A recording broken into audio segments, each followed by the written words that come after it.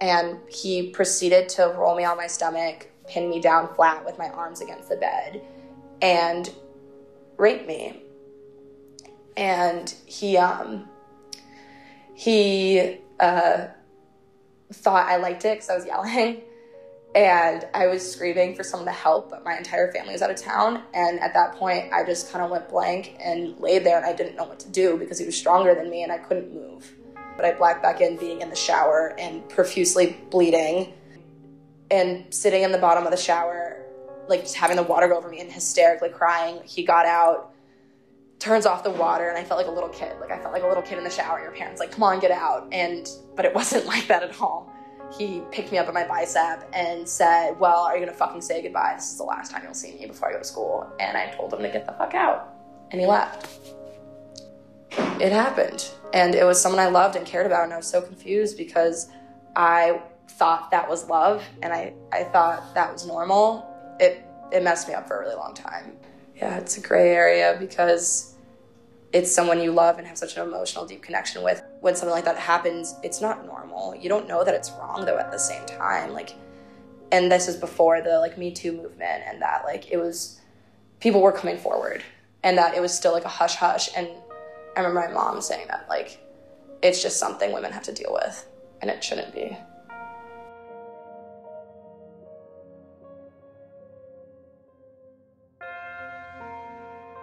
It's kind of hard to remember because we were both drunk, but we ended up having sex, and I don't remember all of it, but I know that I never verbally consented and said, yes or anything like that.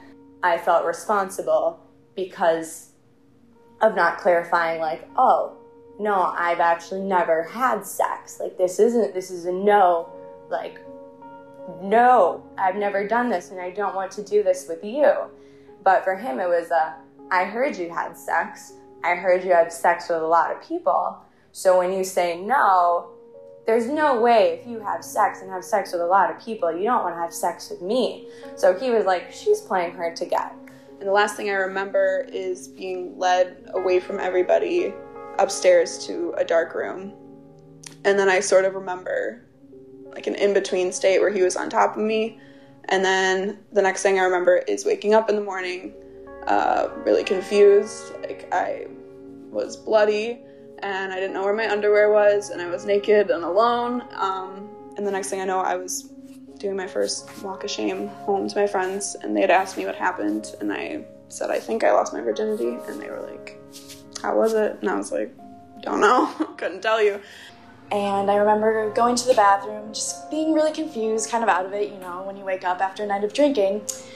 And I was covered in hickeys and bruises. And I remember thinking to myself, what happened? And so I had to go to my friend, and they had to fill me in, and they had to tell me what happened. And a boy took me home to his dorm, and I don't remember any of it. And I was very, very lucky that my friends were able to find me because I was about 5 minutes away from being raped. And this guy who wasn't my date started kissing me, and I really don't remember much at all after that.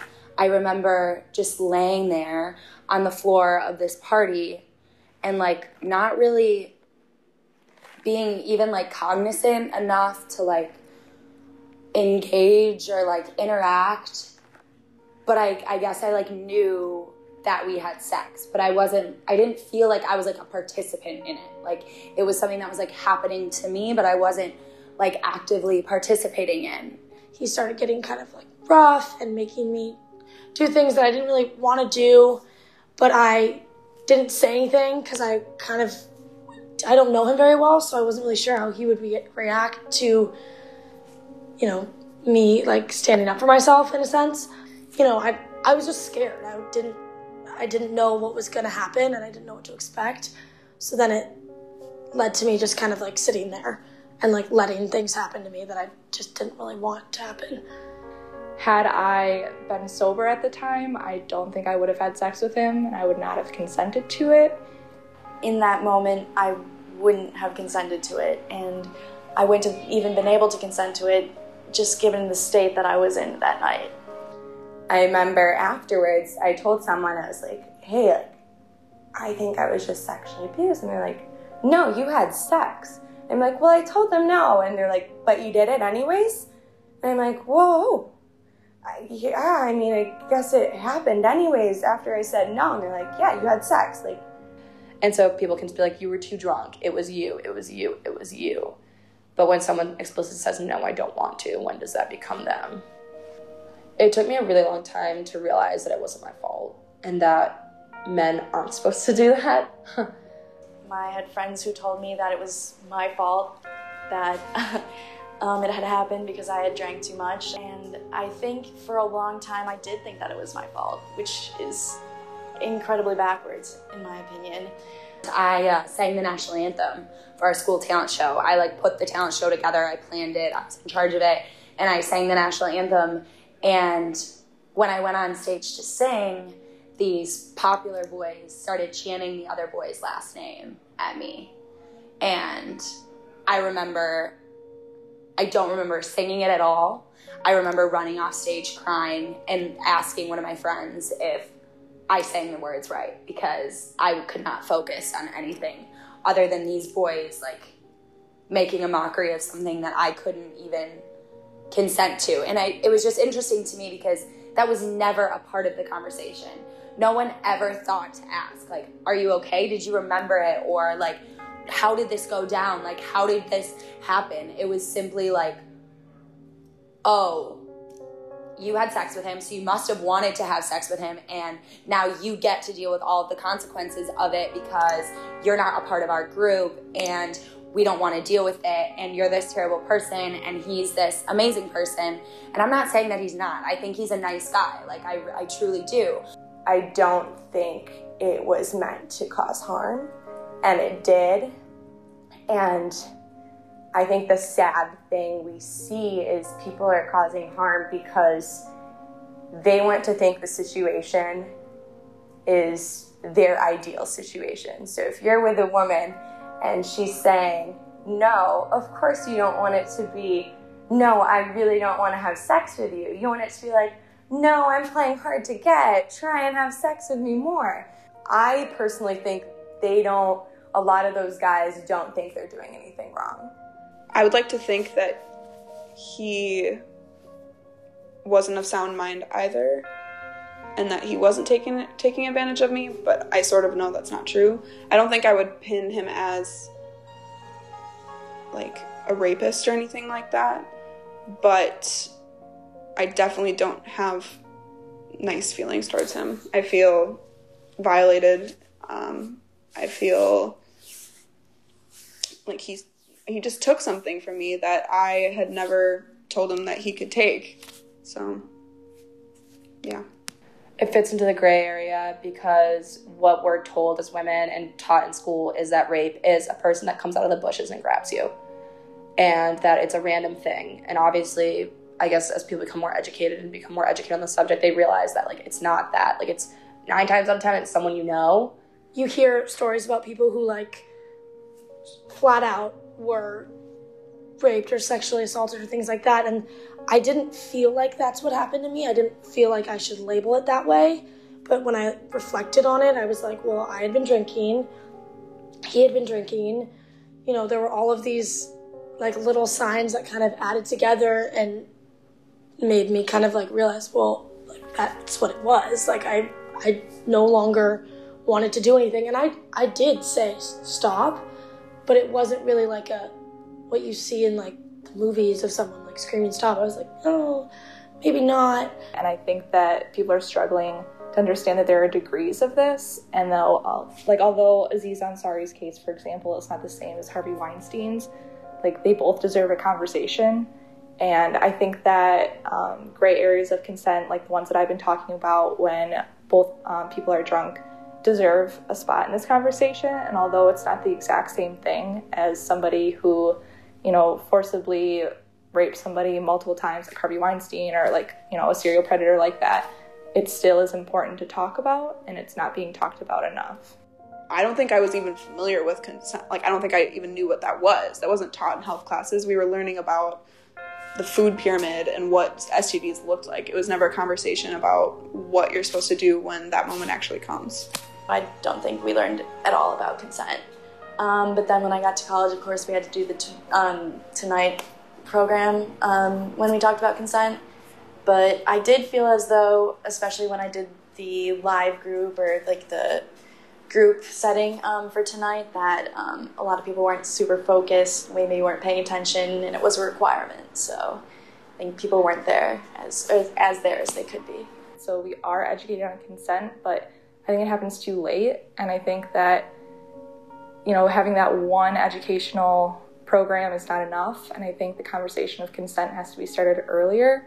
And maybe it wouldn't have happened if everyone around me would have been a little bit more educated about what consent is and about how alcohol can influence that and can change that, and how it has to be a continuous conversation and it can't just be something that you ask once and that's good enough. You have to be continuously checking in with yourself and your partner to make sure you're okay and you're coherent enough to be making those decisions, because I wasn't.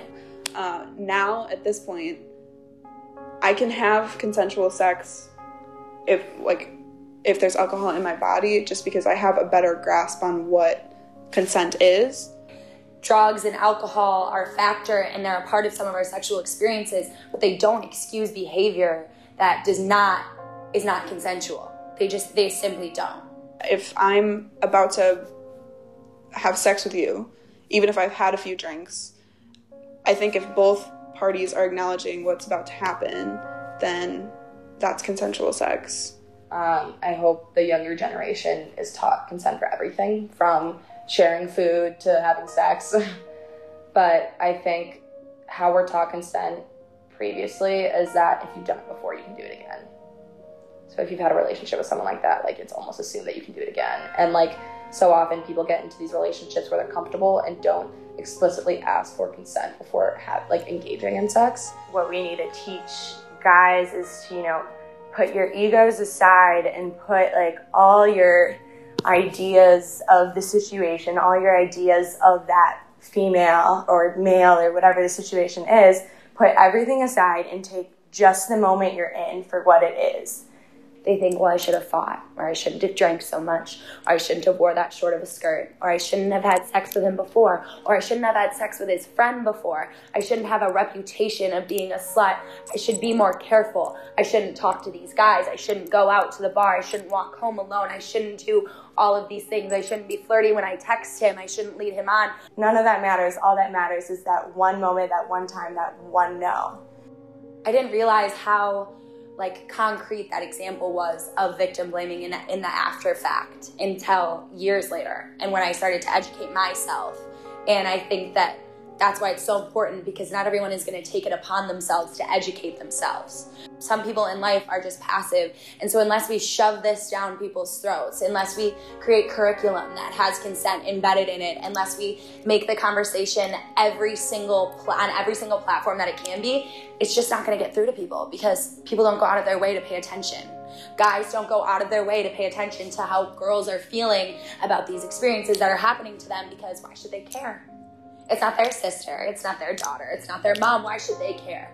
But they should care, because when this keeps happening, when these instances of sexual assault and abuse in the gray area keep happening, they create a society of women who have had to endure something that they didn't have to endure. And that has traumatic effect. It can cause mental health issues, it can cause victim blaming, it can cause self-worth issues. And we need a generation of women who are strong, and not only that, they know they're strong, and they didn't become strong because something terrible happened to them.